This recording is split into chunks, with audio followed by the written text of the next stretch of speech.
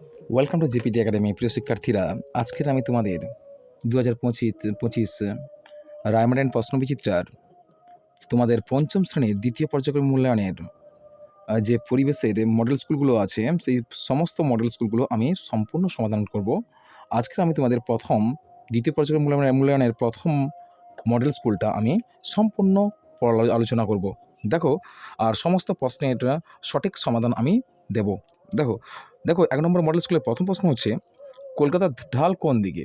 কলকাতার ঢাল জানি আমরা অ্যাকচুয়ালি দক্ষিণ দিকে হলেও এটা অ্যাকচুয়ালি পূর্ব দিকে প্রবাহিত হয়েছে। তোমরা লিখবে কি?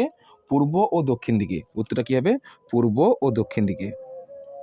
পূর্ব ও দক্ষিণ দিকে। দক্ষিণ দিকে। তারপরে প্রশ্ন দেখো, ভারতীয় বাইসন কাকে বলা হয়? অ্যাকচুয়ালি ভারতীয় বাইসন বলা হয় বন গরুকে বলা হবে। ভারতীয় বাইসন বলা হয় বন গরুকে, বা গৌড় যাকে বলি আমরা, গৌড়। গৌড় বা ভারতীয় বাইসন। গৌড় বা ভারতীয় বাইসন বা বনগরু। বনগরু। তারপরে দেখো, প্রথম কোন কুকুর পোষ মানে? আমরা জানি প্রথম পোষ মানে কিন্তু কুকুর। প্রথম পোষ মানে কুকুর।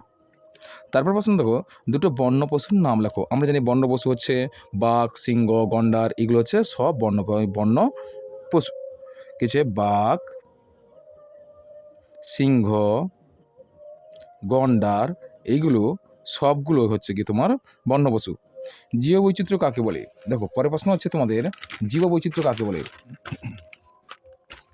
দেখো, জীববৈচিত্র্য সংজ্ঞাটা তোমরা এভাবে দেবে যে, জীববৈচিত্র্য হলো পৃথিবীর সব জীবন্ত জিনিসের মধ্যে জিনগত, প্রজাতিগত এবং বাস্তুতন্ত্রের বৈচিত্র্যকে বোঝায়। কি বললাম? জীববৈচিত্র্য হলো পৃথিবীর সব জীবন্ত জিনিস বা প্রাণীর মধ্যে জিনগত, প্রজাতিগত এবং বস্তুতন্ত্রের বৈচিত্র্যকে বোঝায়। কেমন? পরের প্রশ্ন কী বলছে? পরের প্রশ্ন বলছে, দেখো, গঙ্গাকে কেন নিত্যবহ নদী বলে? আমরা জানি নিত্যবহ নদী কাকে বলে? না, যে নদীতে সারা বছর জল থাকে এবং তাদের প্রবাহ নিরন্তর থাকে, তখন তাকে সেই নদীকে বলা হবে কি? নিত্যবহ নদী। কী বললাম? যে নদীতে সারা বছর জল থাকে এবং যেই নদী সারা বছর বয়ে চলে, তাকে আমরা কি বলি? নিত্যবহ নদী বলি। আর এক্ষেত্রে গঙ্গা কিন্তু সেই নিত্যবহ নদী। তোমরা কি লিখবে? তোমরা লিখবে যে গঙ্গা নদীতে সারা বছর, কি বলবে? গঙ্গা নদীতে সারা বছর ধরে জল প্রবাহিত হয়, এই কারণে গঙ্গা নদীকে নিত্যবহ নদী বলে। আর তোমাদের সংজ্ঞা যদি বলা হয়, নিত্যবহ নদী কাকে বলে? না, যেসব নদী হিমবাহ বা ঝর্ণার জলে পুষ্ট, সেসব নদীতে সারা বছর জল থাকে, ওই সব নদীকে নিত্যবহ নদী বলে। কি বলে? নিত্যবহ নদী বলে। পরের প্রশ্ন দেখো, যে কোনো বন্য পশুই অকারণে ড্যাশ করে না। লিখবে এখানে, কোনো বন্য পশুই অকারণে আক্রমণ করে না। আক্রমণ করে না। রুই এর ড্যাশটি পাখনা? রুই এর 8টি পাখনা। 8টা পাখনা। পরের প্রশ্ন দেখো, বৃষ্টির সম্ভাবনার কথা ড্যাশ হয়তো বুঝতে পারে। দেখো, বৃষ্টির সম্ভাবনার কথা পিঁপড়ে হয়তো বুঝতে পারে। পিঁপড়ে হয়তো বুঝতে পারে। দেখো, দুটো বন্য পশুর নাম এটা হয়ে গেছে। তারপর রাঢ় অঞ্চলের সব জায়গায় ড্যাশ মাটি। রাঢ় অঞ্চলের সব জায়গায় কিন্তু উর্বর মাটি। কি মাটি? উর্বর মাটি। বেশ, প্রশ্ন, গঙ্গা ড্যাশ হিমবাহের গোমুখ থেকে শুরু হয়েছে? গঙ্গা গঙ্গোত্রী হিমবাহের। গঙ্গা গঙ্গোত্রী উঁয়াই গয় ওকার। গঙ্গোত্রী গুঁয়াই গয় ওকার। গঙ্গোত্রী তৈরফলা হস্যইকার।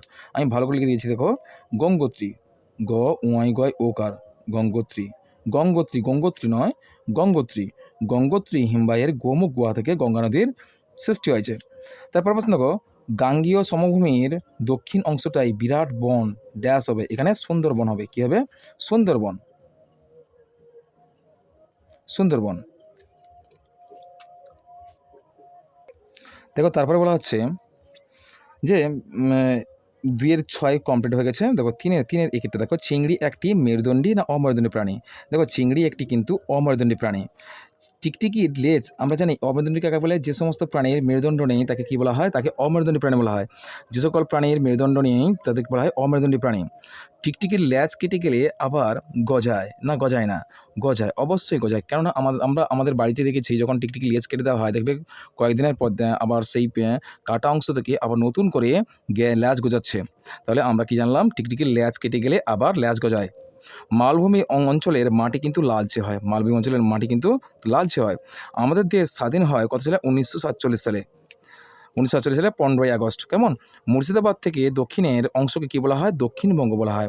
মুর্শিদাবাদ থেকে দক্ষিণের অংশকে কী বলা হয়? দক্ষিণবঙ্গ বলা হয়। তারপর প্রশ্ন দেখো, দার্জিলিং জেলার সদর শহর কোথায়? দার্জিলিং জেলার সদর শহর কিন্তু দার্জিলিং। দার্জিলিং জেলার সদর শহর দার্জিলিং। আর কালিম্পংয়ের সদর শহর কিন্তু কালিম্পং। পরের প্রশ্ন চলো।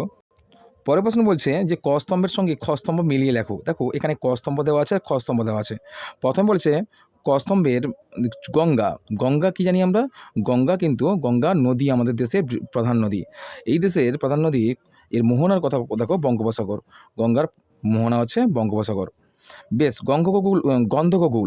গন্ধকগুল কাকে বলা হয়? ভাম বেড়াল কি বলা হয়? গন্ধকগুল। ভাম বেড়াল কি বলে? গন্ধকগুল। আর কুলিক হচ্ছে একটা পাখিরালয়ের নাম আছে। কুলিক হচ্ছে পাখিরালয়। তারপরে 1905 সালে কি বঙ্গভঙ্গ আন্দোলন শুরু হয়।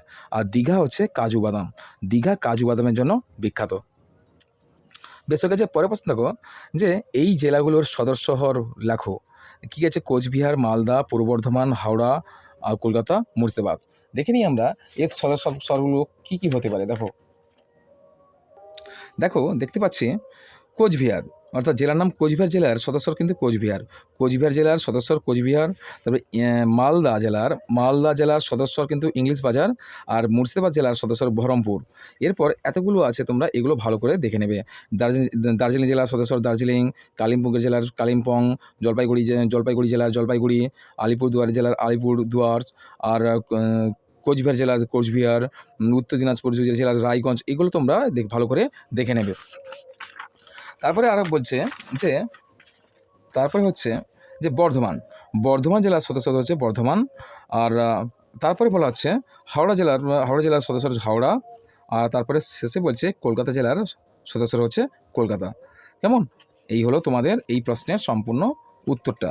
তা কোচবিহার হলো, মালদা হলো, পূর্ব বর্ধমান হলো, হাওড়া হলো, কলকাতা হলো, মুর্শিদাবাদ হলো। কেমন? মুর্শিদাবাদ হয়ে গেছে। বেশ, মুর্শিদাবাদটা বোধহয় এই পাতায় থেকে গেছে। দেখো মুর্শিদাবাদটা কিন্তু আমি দেখিয়ে দিচ্ছি। মুর্শিদাবাদ জেলার সদস্য হচ্ছে বহরমপুর। কেমন? পরের প্রশ্ন দেখো। পরের প্রশ্ন বলছে নিচের শহরগুলি কোন জেলায় অবস্থিত? দেখো এখানে শিলিগুড়ি বলেছে। এখানেই তোমরা পেয়ে যাবে, এই পাতায় তোমরা পেয়ে যাবে শিলিগুড়ি বলেছে। এই পরের পাতা তোমাদের পেজ নাম্বার হচ্ছে 81 নম্বর পেজ। 81 নম্বর পেজ থেকে তোমরা পেয়ে যাবে।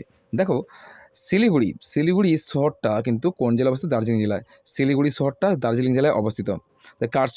কার্শিয়াং শহরটা কিন্তু দার্জিলিং জেলায় অবস্থিত। তারপরে তোমাদের প্রশ্ন আছে পূর্ব মেদিনীপুর জেলা। দেখো পূর্ব মেদিনীপুর জেলা কিন্তু পূর্ব মেদিনীপুর জেলার শহরের নাম হচ্ছে দীঘা। দীঘা কোন জেলায় আছে? দীঘা হচ্ছে পূর্ব মেদিনীপুর জেলায়।